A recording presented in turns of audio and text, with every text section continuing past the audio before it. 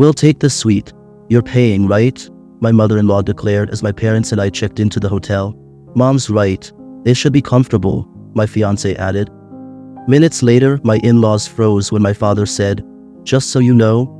That day is still vivid in my memory, a bright, cloudless Tuesday, when I was set to meet Jason's parents for the very first time.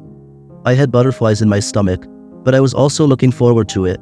Jason and I had been together for 2 years, and he'd just proposed. Though I'd heard plenty about his family, I hadn't actually met them yet. He always said they were pretty old school, but I didn't fully grasp what that meant until I came face to face with them. We decided to meet at a local cafe. I arrived first, wearing my favorite blue dress and hoping to make a good impression. Jason arrived with his parents. His mom, Mrs. Alice Adler, wore a stern look, and his dad, Mr. Robert Adler, seemed uninterested in everything around him. "Lillian, these are my parents, Robert and Alice Adler," Jason introduced us. "Nice to meet you, Mr. and Mrs. Adler," I said with a smile. "Likewise," Mrs. Adler replied, scanning me from head to toe. "Jason tells us you're a lawyer. Where do you work?" I was taken aback by her directness, but managed to reply, "At Johnson and Partners downtown." "And your salary?" "Must be good being a lawyer and all," Mr. Adler chimed in, his tone blunt. I hesitated, unsure how to respond. "It's adequate for my needs," I said, trying to keep the conversation light. Mrs. Adler raised an eyebrow. "And where do you plan to live after the wedding?" I glanced at Jason, hoping he'd step in, but he just shrugged. "We're still discussing that," I said. "And your parents, what do they do?" Mr. Adler asked, his voice almost demanding. "They run a small business," I replied, growing uncomfortable with the interrogation. Mrs. Adler snorted. "Small business, huh? Let's hope they can contribute decently to the wedding." I felt a knot in my stomach. Jason noticed my discomfort, but said nothing. As we ordered, Mrs. Adler kept making side comments about the prices, and Mr. Adler kept nodding in agreement.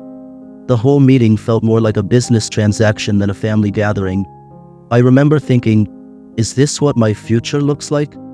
I tried to shrug off the feeling, telling myself it was just first meeting jitters, but deep down I knew this was a red flag I couldn't ignore. It didn't take long after that first meeting for Jason's parents to become a constant, unsettling presence in my life. Their calls would come at any hour, disrupting my daily routine. Each ring of the phone started to feel like an intrusion. One evening, just as I was about to leave my office, my phone buzzed. It was Mrs. Adler. "Lillian, dear, I need you to look over some legal papers for us. It's just a small favor," she said, her voice laced with expectation. I sighed, feeling the weight of her request. "Mrs. Adler, I'm actually just heading out from work. Can it wait?" "Oh, it's just a quick look. You can do it, can't you? For family," she pressed. I agreed reluctantly, knowing this was becoming a pattern. The next day, Mr. Adler called. "Lillian, I need help setting up a new TV. Jason's busy. Can you swing by?" Their requests were becoming more frequent and more demanding. I tried talking to Jason about it. "Jason, your parents are calling me all the time. For legal advice, for tech support, for everything," I said, hoping he'd understand. "They're just being friendly, Lillian. They're like that with everyone," Jason replied casually, brushing off my concerns. "But it's too much. They're calling me at work at odd hours. I'm feeling overwhelmed," I insisted. "Come on, Lillian. They're harmless, just trying to bond with you," he said, not meeting my eyes. I felt a mix of frustration and helplessness. It was as if Jason was completely blind to his parents' overbearing behavior. One evening, as we were having dinner at my place, the phone rang. It was Mrs. Adler again. "Lillian, can you come over tomorrow? I need some advice on redecorating the living room. You have such good taste," she said. "Mrs. Adler, I'm not really an interior designer," I started, but she cut me off. "But you have such a lovely home.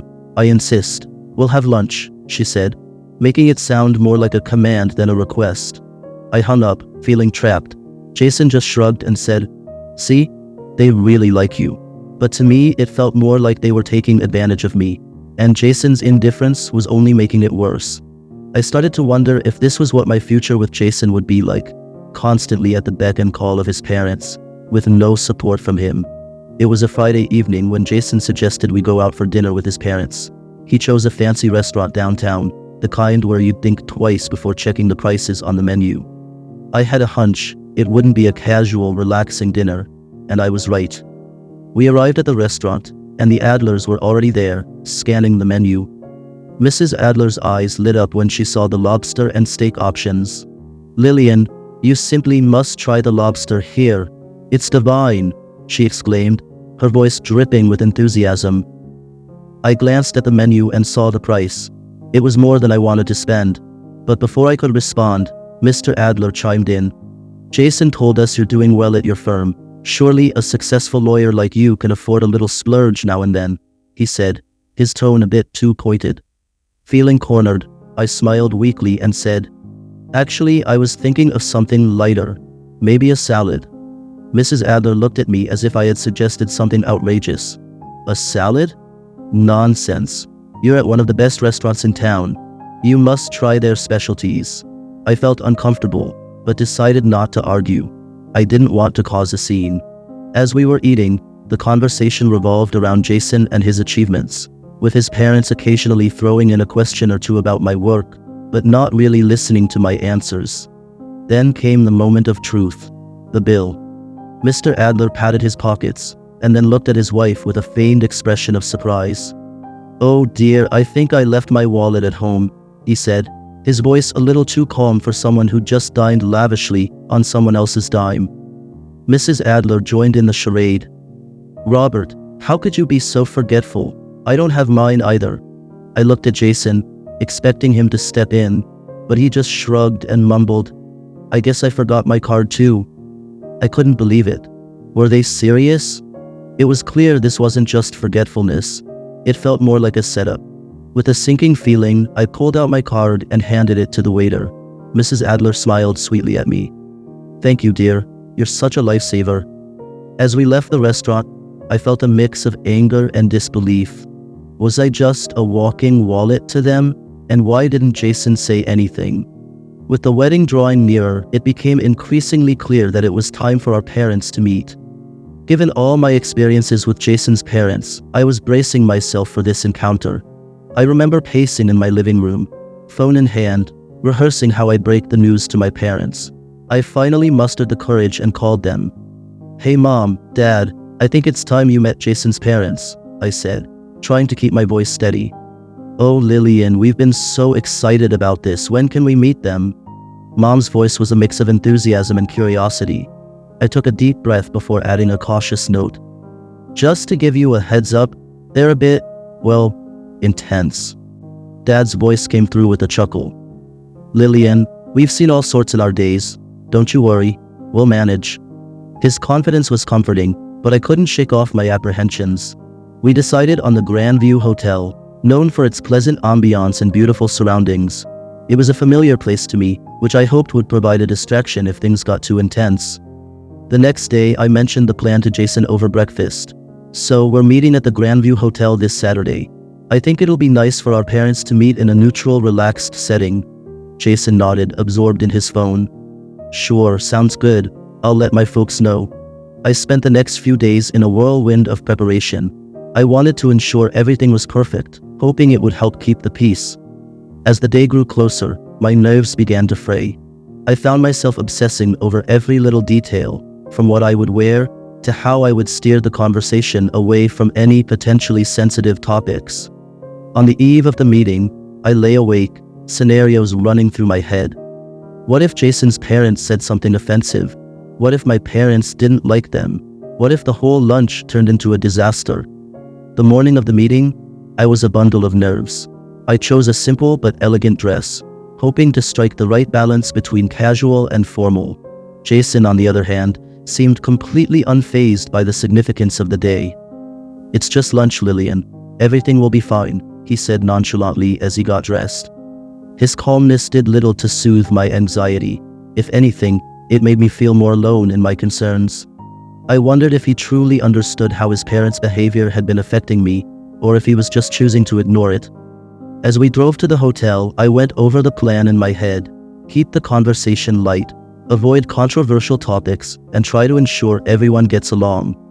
Simple, right? The Grandview Hotel looked stunning as always, its elegant facade basking in the afternoon sun. As Jason and I walked into the lobby, my stomach was doing somersaults. I spotted my parents first, sitting in the lounge area. They stood up as we approached, smiles on their faces. "Lillian, dear, you look wonderful," my mom said, giving me a reassuring hug. Dad gave me a firm, supportive pat on the back. Jason's parents arrived shortly after. The air seemed to change as soon as they walked in. Mrs. Adler's eyes scanned the lobby like she was assessing the value of every item. "Nice place you've chosen, Lillian," Mr. Adler commented dryly as he shook hands with my parents. "We thought it'd be a lovely spot for everyone to get together," I replied, trying to sound cheerful. We moved to the dining area, and that's when things took an unexpected turn. A hotel employee approached us with an apologetic look. "I'm so sorry, but we're a bit overbooked today. We only have a few single rooms and 2 triple rooms available," he explained. "One of the triple rooms is our finest suite with all amenities. The other is more basic and close to the road, so it can be a bit noisy," he added. Before I could say anything, Mrs. Adler jumped in. "Well, obviously, Robert, Jason, and I will take the suite. Lillian, you can cover the cost, right? After all, you organized this meeting." I was taken aback by her audacity. Well, I was thinking my parents and I could take the suite But Mrs. Adler cut me off. "Nonsense, we're the guests. And besides, you're the one with the big lawyer salary." My dad, trying to defuse the situation, suggested, "Why don't we discuss this over lunch and decide afterward?" Lunch was a tense affair. Conversation was forced, and I noticed Jason's parents sizing up my folks, their comments edged with subtle digs. My parents, to their credit, kept their cool, responding with grace and humor. As we neared the end of the meal, the room topic resurfaced. Mrs. Adler was adamant. "We should get the suite. It's only proper. Lillian can afford it." Jason, who had been quiet, finally spoke up. "Mom's right. It's important they're comfortable." I couldn't believe what I was hearing. Was he really siding with them over this? My mom, ever the peacemaker, suggested, "Why don't we let the hotel decide? They can assign rooms based on availability." But Mrs. Adler wouldn't have it. "Lillian said your family has a small business. I think you're not used to luxury. The simplest room should suit you. It's just designed for people with small incomes." The tension was palpable. I felt a mix of anger and disbelief. This wasn't just about rooms. It was about respect, something Jason's parents seemed to have little of, especially for me and my family. As the tension in the hotel lobby mounted, my father, Ezra Williams, cleared his throat and stepped forward, commanding everyone's attention. "There's something you all should know," he said, his voice calm and assertive. Jason, his parents, and I all looked at him, curious and a bit confused. "This hotel," Dad continued, "along with several others across the country, belongs to our family business." The reaction was immediate and dramatic. Mrs. Adler's mouth dropped open, and Mr. Adler's eyes widened in shock. Jason turned to me, his face a mix of surprise and disbelief. "You own this hotel?" Mrs. Adler finally managed to sputter out. "Yes, and a few more," Dad replied casually. "We've always preferred to keep a low profile." The hotel employee, recognizing my father, suddenly seemed very flustered. "Mr. Williams, I apologize for the inconvenience earlier. I had no idea." Dad dismissed his concerns with a wave. "It's fine, but we will be taking the suite, and Jason's family can have the other room, and there's no need for Lillian to pay." Suddenly, Mrs. Adler's demeanor shifted dramatically. She became excessively flattering, her tone oozing with newfound affection. "Ezra, Michelle, what a wonderful surprise. We had no idea. You must be so proud of your accomplishments." Jason, who had been silent until now, turned to me with an eager look in his eyes. "Lillian, this is incredible. We should move up our wedding date, don't you think?" I looked around at their changed faces, the forced smiles, the sycophantic attitudes. It was all too much, too fake. I took a deep breath, my decision clear in my mind. "Actually, Jason, there won't be a wedding. I'm calling off the engagement." The words hung in the air, heavy and final. Mrs. Adler's smile faltered, Mr. Adler looked stunned, and Jason was speechless. "I can't be part of a family that only values people for their wealth and status," I said, my voice steady despite the turmoil inside. With those words, I turned and walked away, leaving behind the pretense, the expectations, and a future that no longer felt right for me. As I walked away from the hotel, my heart pounding and my mind racing, I heard Jason's footsteps hurrying after me. "Lillian, wait, please. Let's talk about this," he pleaded, his voice laced with desperation. I stopped and turned to face him, feeling a surge of determination. "What is there to talk about, Jason? Your parents' behavior? Your indifference?" Before Jason could reply, Mrs. Adler stormed up to us, her face red with anger. "Ungrateful girl, after all we've done for you," she spat out, her words laced with venom. I stared at her in disbelief. "Done for me? You've done nothing but disrespect me and my family." Mrs. Adler's tirade continued, her words becoming more hurtful. "Stupid girl. You and your parents think you're better than us, don't you?" Jason looked torn between us, his mouth opening and closing, but no words came out. It was then that my father, Ezra, stepped in. His voice was calm but carried an authority that stopped Mrs. Adler in her tracks. "I think it's time for you to leave our hotel," he said firmly. Mrs. Adler scoffed. "We're not going anywhere. You can't make us." Dad turned to the hotel staff. "Please escort Mr. and Mrs. Adler out. They are no longer welcome here." The staff moved in, politely but firmly guiding Jason's parents away. Mrs. Adler was still hurling insults over her shoulder as they left. Jason looked at me, a mix of confusion and regret in his eyes. "Lillian, I'm sorry. I didn't expect..." But I cut him off. "It's too late for sorry, Jason. Your silence said everything I needed to know." With those final words, I walked away from him, the sound of his mother's angry voice fading into the background. I felt a mix of sadness and relief wash over me. It hurt to end things with Jason, but I knew it was the right decision.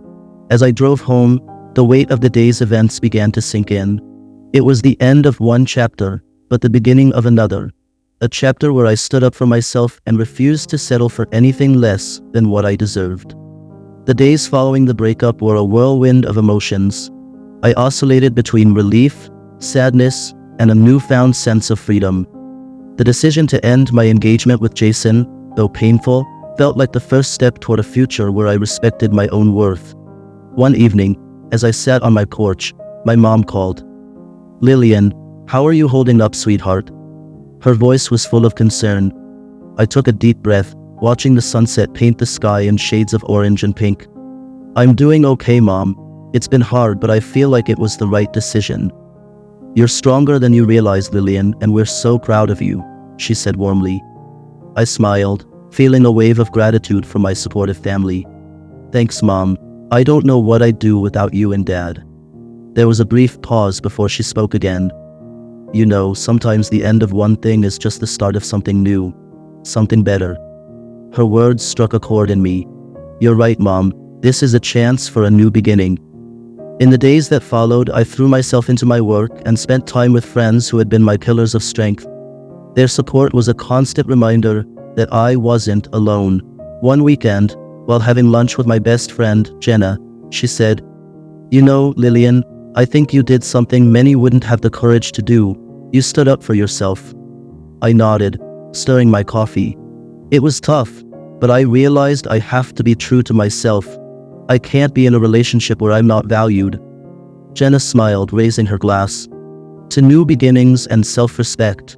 May this be the start of something wonderful for you." I clinked my glass against hers, feeling a sense of optimism about the future. In the weeks that followed, I found a new sense of independence. I explored hobbies I'd put on the back burner and even started planning a solo trip, something I'd always wanted to do, but never had the courage to try. Life after Jason was different, but it was empowering. I realized that being on my own wasn't something to fear. It was an opportunity to discover myself and what I truly wanted in life. As I packed my bags for the trip, I felt a thrill of excitement. This was my journey, my path to discovering who I was outside of a relationship. I was moving forward, not with bitterness, but with hope and an open heart, ready to embrace whatever lay ahead.